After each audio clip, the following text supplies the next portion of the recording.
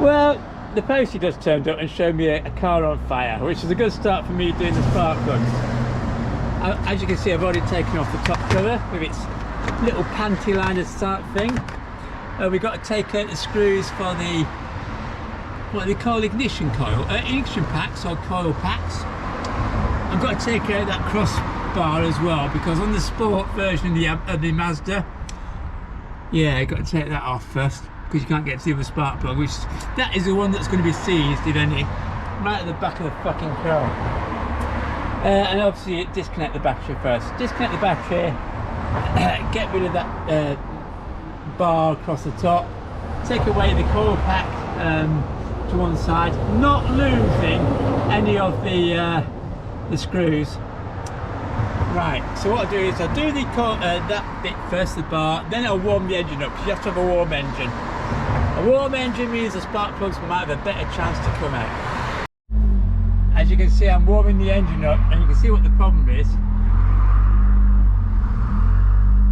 It's got a very uneven idle.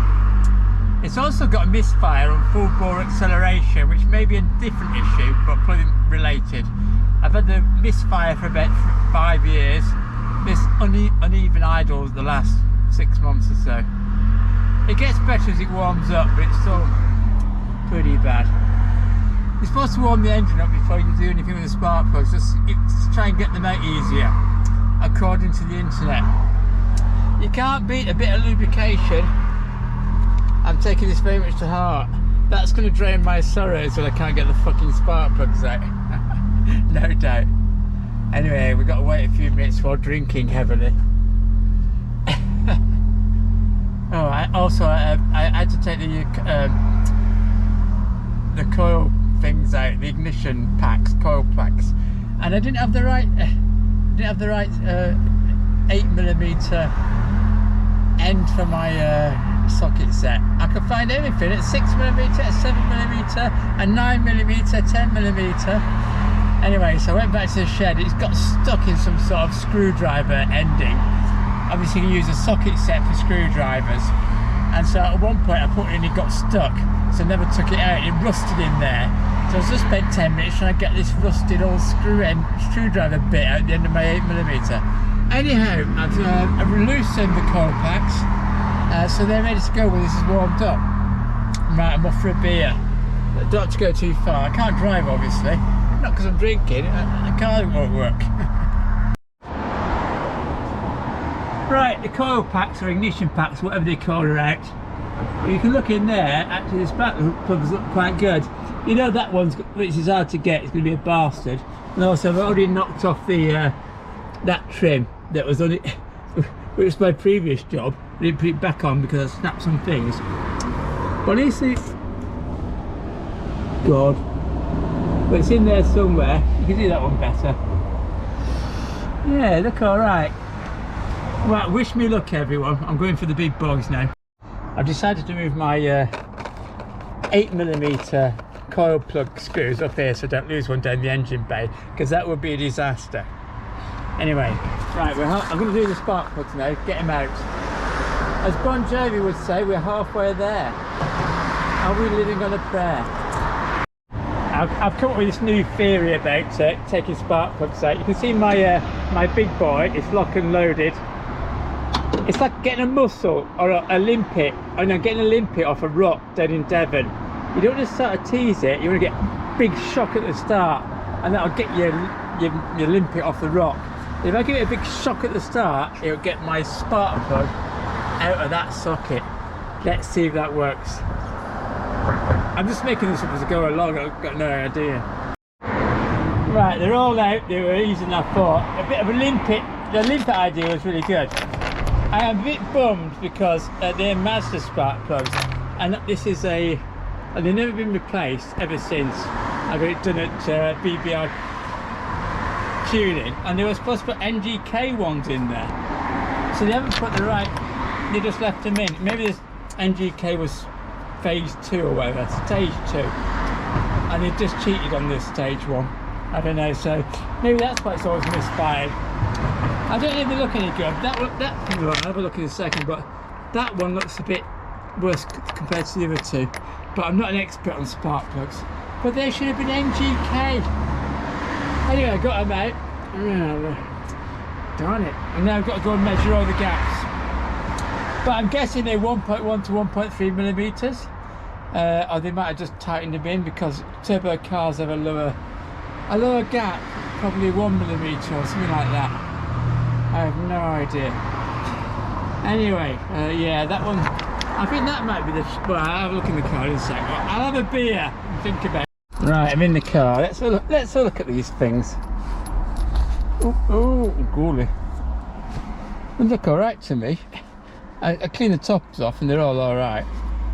I'm not supposed to know what I'm looking for, but there's no sort of like fouling or something burnt. They look like perfect. Like I say, I'm surprised it's still Mazda ones rather than NGK. I'm putting some Denso ones in, so maybe that'll be better. But I was going to use the gap at the bottom to see what BBR tuning had done for the gap. It should be 1.1 to 1.3 millimeters for a standard plug. So I'll have to see what these are, because you're supposed to put them down for a turbo because it's got more dense air, down to like 1 or 0.8 or something, as I've seen on the internet. Yeah, I'm not really sure. I'll just have to measure it all. And I might go a bit smaller gap and put my new ones in. But at the moment, for my odd idle and my misfire, I'm not sure if I'm cracking on the right direction.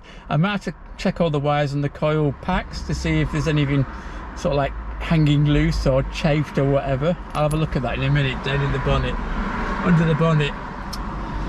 Oh, well, I mean, I'm glad I got them out, but I thought I'd see the smoking gun or the smoking spark plug, and I can't see anything wrong with it. I might have to put these on eBay. James, I might have to put in your car. It doesn't have spark plugs, it's electric. Yeah, they do electric, don't worry. Yeah, they look really good. Once I polished them up, stick them in the Yaris. Well, it's a diesel. Bugger. Well, unlike Clint Eastwood, who had a fistful of dollars, I've got a fistful of Mazda MX5 spark plugs. Yeah, so I mean, I'm getting to that stage where I'm not sure what's going on. There should be NGK going to BBR's website, and they're not. I've got my new ones, and what's going to be the gap? Well, the gap for a normal Mazda one is 1.1 to 1.3, so I'll have to measure those. But for turbocharged cars, you're supposed to reduce that down because you've got extra air density. You have to make the spark plug gap different. So you're looking at, well, some people for other cars do 0.6 to 0.8, but for an NC Mazda, I'm guessing it's more like 1. But it's all like up in the air. I've got my Chinese measuring tool just to work it all out. It doesn't add to the complexity. Right, let me see what those are, and I'll report back once I've changed those. Well, at least they're more shiny. But I can't see anything wrong with those, apart from they're just Mazda ones. The original ones. No wonder, well, they've been, what, 13 years in the car. It's supposed to be changed after 10. So no, perhaps that's the issue. Well, I don't know. I don't even know what you're supposed to look for. I would have thought you would have got some sort of brown fouling or something, but they all look quite good. They're quite dark, but of course they've been in engines sparking for the last 13 years. Right, let's see. Back soon. I need to charge this camera up actually. Okay, so new spark plugs in. I'm going to do that one first. I don't want to cross thread them. That's my next big worry. Not that I'm apprehensive. I'll try it on that. I'll be very gentle with it, and once I've done that, I'll feel how it goes, then go towards the back where it's harder to do. I'm going to be very gentle. Put them in. You've got the right gaps now, about 1 millimeter. Probably better than the old ones. They're Denso rather than the NGK, but they're the same ones. Right, let's see how we get on. Back in a moment. Well, the first two went in sweet as pie, and also as a good bit of good luck, a Nissan R35, was it Nismo or was this a normal one? GTR went past. He was wishing me luck, I'm sure. Yeah, that's good portent for the future. Okay, they're all in, that's really good. They're all finger tight, or rather just doing that by hand, finger tight. none are cross-threaded because I found out how far they go in, using that as a guide, so that's good. Right, what I'm going to do, right, I haven't got a torque wrench. You're supposed to do for these downstairs 22 psi, pounds foot. I haven't got a torque wrench, so I'm going to do a quarter, which is more than finger tight, but not too harsh. Also, you might have noticed I didn't put any copper slip on. Everyone says put copper slip on, and I used to do it in the past, but I'm looking on the NGK website, they say don't do it because it does funny things with the thermals. So yeah, best not to nip them up too tight, and then not put in copper slip between the thread and the actual body of the spark plug. I think these modern spark plugs have a coating on them as well, which helps, rather than the old days where it was like just like crap. So you had to put copper slip on. So no copper slip on. Right, let's get these tightened up with a quarter turn, and let's see how it goes. Right, we're done for, as Ned Flanders would say. The MX5 hero, the Christian MX5 person. Now, do I actually put that cross brace on, being optimistic, or will I put it on the thing? It won't start up. I'll have to take it back off again. Go on, I'm going to put the strut brace on. I'm going to be optimistic. Put the strut brace on and start this bad boy up. Right, back in a moment. Right, we're done. Well, I hope we're done, or else I'm going to give up till tomorrow. I've had enough. I've got a bad back. Right, we've got leftover bits. All my mechanics. I put a little bit of copper slip on all the non-interesting parts. Got all the coil packs back on. Right, let's see how it goes. Whoa. Right, this is like when it's like getting Frankenstein's monster back up to life. As you notice, I'm not actually got a clip on there. It's quite useful though. It does jump off occasionally when you're driving down the A21, as my wife discovered. Right, here we go. Oh. Right. Oh, God, my back's aching getting out this bloody car so often. Right, got leftover bits in here. Got my beer. Oh, get my leg in. Where's my car keys gone? Right, they're there. There's everything that's left around. Yeah, bits in there. Gotta love it. Right. Well, I've got electricity at least. There's three things what could happen. Oh, shut the door. Get a bit of quiet. Let's get the beer ready in case it's a disaster. Will I be sobbing my eyes out with that? Going, no. Or will I be going, ooh, celebration time? Let's see. Will it even start? And will it have if it does start, will it have an unequal idle? Right, we might have to start it more than once because I've done this.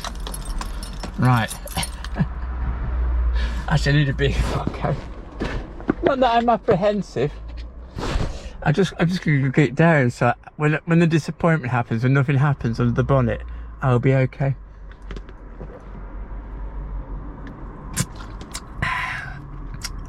Ooh, yes. This is not wearing the tyres out, is it? Good. Right, I've had a beer. Oh man, that's the right stuff, that is. It's Dutch courage. Come on, baby. Come on, you know you want it. You know when to start up, yeah? I don't have things flying out of the bonnet either, yeah? Just start up, get to a nice idle, 1,000. Right, here we go.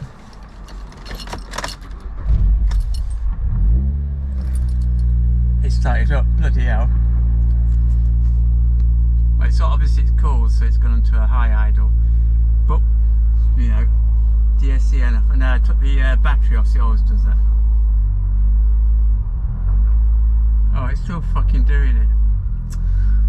Oh, what the fuck? I've still got a lumpy idle after all that effort. I might have set it down better, perhaps. Maybe it'll run itself in.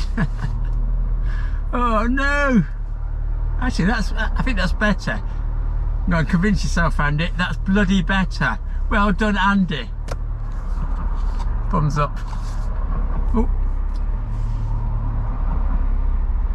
Actually, I think that is better. It's probably just getting used to these new spark plugs.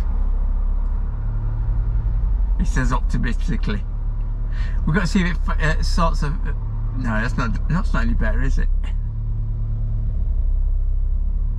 I reckon it's a fueling mixture with the... I reckon it's a fueling mixture between the... for the turbo with the cold weather. We'll have to see how it goes on in the spring when it gets warmer. I would guess it's better. But at least it's up. At least I've actually changed my spark plugs.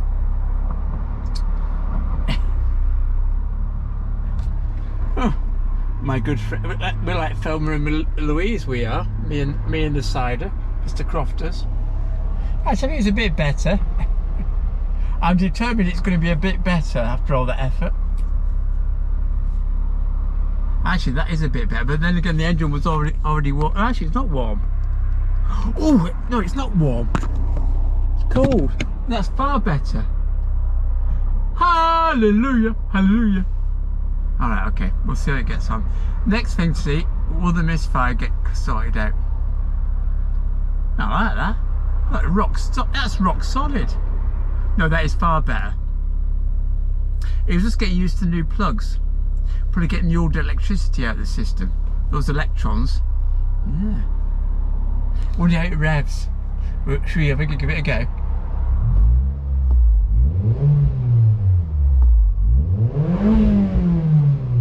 Oh yeah.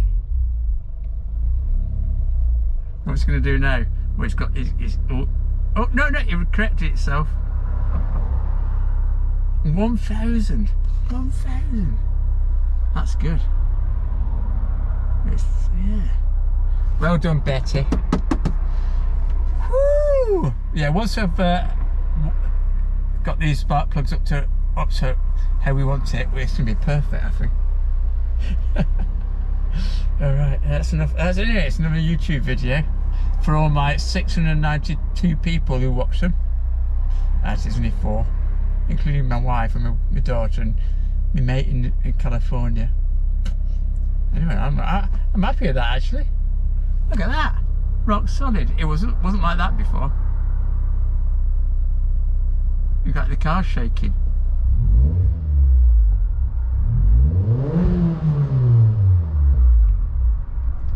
Ooh. Bit of back pressure on the turbo.